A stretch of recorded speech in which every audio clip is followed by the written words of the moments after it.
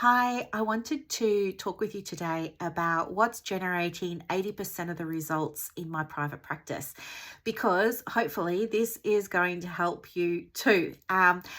I have just done a review of the last 5 years of my business. It's been really interesting. The things that I thought were responsible for my results just weren't. And surprisingly, or maybe not for you, other things were. So, for example, the first one to come through was social listening. So, I really started listening more closely to things over the last maybe 2 or 3 years. And by that, I meant I let go of what I thought my audience wanted and needed from me. And I started to listen. And by that, I meant I've got a couple of free Facebook groups, and I just started to step back and observe and notice what they were asking for help with. And so I documented this in an Excel spreadsheet. I keep a list of all the questions that are asked, and I can see what sort of questions are trending. Now, at the time, one of the most common things that was being asked in my groups was for some private practice forms. So I didn't set out to have a private practice that sold digital products. It was just something that naturally evolved in response to what my audience needed at the time. So I got all of my forms together and I created some forms as well. And then I bundled them up and I sold them. And to this day, it's like my best selling product. And it's been responsible for getting more people into my world.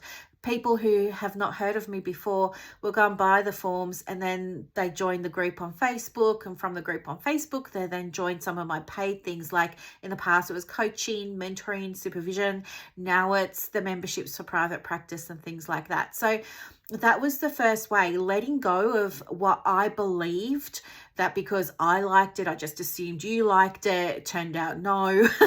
But by listening to what my audience was talking about and meeting my audience where they were at, I was then able to form that relationship, create trust, build rapport, and then things sort of grew from there. So that's the first thing that I would like you to take away from this video. It doesn't matter what your niche is in private practice. I want you to have a listen in any groups that you might be in for your niche. So if it's working mums, or if it's anxiety or depression or something like that, be in the groups online or on LinkedIn or wherever you are, and start listening. Just observe, step back and watch what people are struggling with, and come up with a way to meet those people where they're at. That's number one.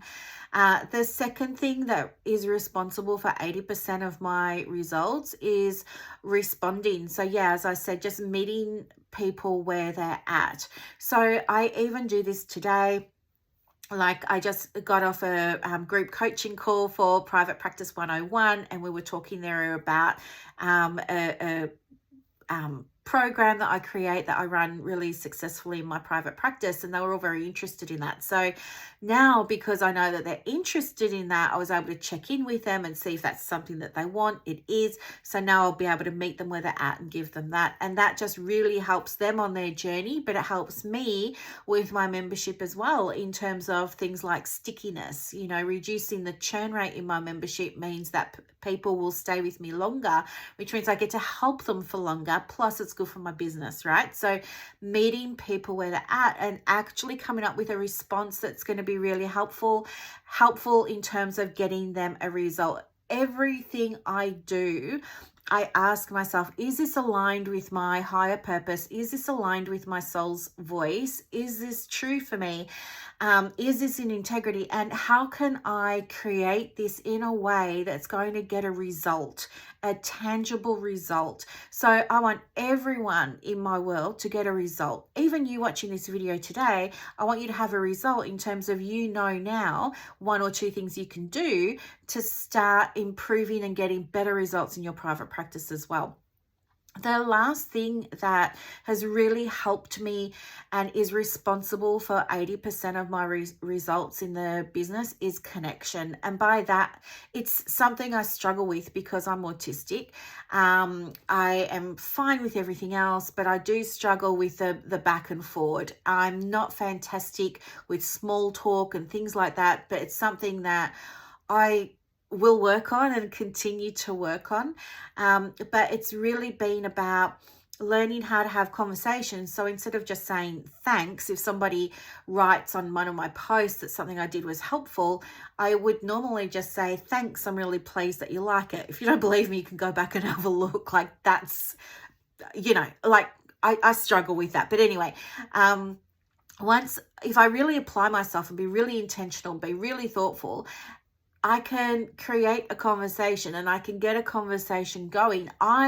It's important to me to understand where people are at in their journey. I'm still learning how to do that, but in the socially, in that back and forth kind of way, I'm not going to be that person who DMs people. I can't. I'm very good at responding. My human design is generator, so I'm really good at responding. So if people ask me a question, I'm great at responding. But I'm not so great at initiating things like small talk and that kind of conversation. But it has been connection and being able to connect with my audience in a way that gets them a result and that's very helpful for them. That has also been responsible for 80% of the results that I get in my private practice. And I'm just sharing these 3 things with you. So listening, and then responding, and then, actually having conversations with people, like getting to know where they're at, and not in a disingenuine way. Like, it's got to come from your heart, right? You've got to genuinely care where they're at in their journey. Asking them those questions can then open up the doors to other things that you might have that you can give them. Like, I'm always giving my audience free things because I want them to have a sample of what it's like working with me. And I want them to see, oh my gosh, I got this result from this sample of working with Brooklyn. This is amazing. And I wonder what her paid stuff is like, or I wonder what it's like to work with her one-on-one, or things like that. So, and then I'll give you a 4th bonus tip. The 4th bonus tip was, I never had this. I only ever used to sell counseling sessions, like one-to-one counseling sessions. But the other thing, so 4 things really that are responsible for 80% of results in my private practice, was having a pathway, because not everybody was ready to dive in and start the deep work of counseling. So having a pathway where I had something that was free, something that didn't cost too much money, and then something that cost a little bit more, and then something like my one-to-ones, gave them a pathway so they could start wherever it was comfortable for them. And then eventually they'd end up being a one-to-one client, or move into a group coaching, group mentoring sort of program. So have a think about what I've shared with you today. I really want you to go away from this thinking, okay, these are the 4 things that help Brooklyn, that are responsible for 80% of her results. Do I have a pathway in my practice for clients who are new to me, new to my world? Do I have that in place? Yes or no?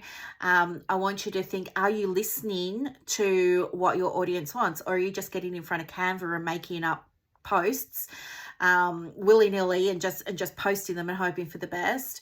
Are you responding to the needs? So when you listen and you hear what people are wanting, are you then creating a solution for them? Are you giving them something that they need? Like what I did when so I know it's not your audience, but my audience is you, right? Therapists in private practice, or wanting to start private practice. So when I heard that you needed forms, I made the forms, right? It wasn't my big dream to make forms, but I was responding, and it was through my ability and willingness to respond that then you come along and you watch the YouTube, or you listen to the podcast, or you come into the free group, and then you move into like the $22 membership or something like that. It's like and then the last one, of course, is having that pathway, and of course being able to show genuine interest in how clients are going and in their well-being. So they're the 4 things that I want you to think about. I want you to take action on any of those 4 things, and let me know how you go, because I'm very confident if you can do one of those 4 things, you will start to improve the results that you see in your private practice too. And I want nothing more than for you to be successful in your soul-led private practice. Thank you so much for watching my video. Bye for now.